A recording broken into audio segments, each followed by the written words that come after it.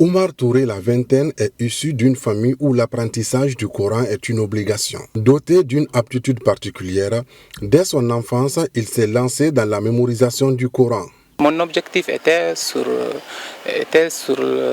d'être parmi les meilleures personnes à qui le prophète Mohammed sallallahu alayhi wa sallam a dit Khayrukum man ta'allama al-Qur'ana wa 'allama.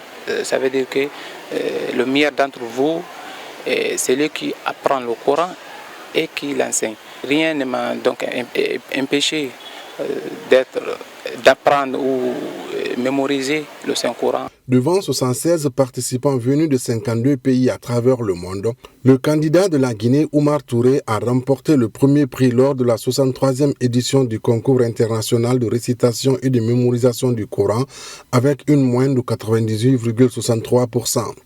Quand même, j'ai un sentiment de fierté et de la joie d'avoir soulevé haut l'Afrique et notre pays à l'international par le Coran. Alhamdulillah. Toute la Guinée était sortie pour l'accueil chaleureux qu'ils nous ont réservé.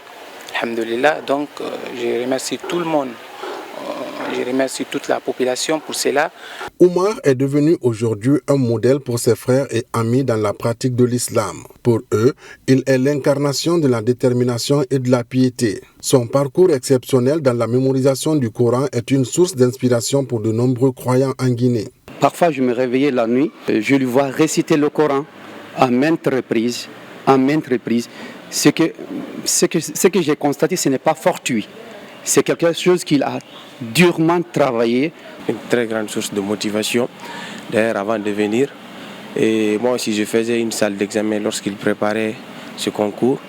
Grâce à sa préparation, et moi aussi, ça m'a permis d'avoir mon bac. Oumar Touré a remporté plusieurs prix à l'international.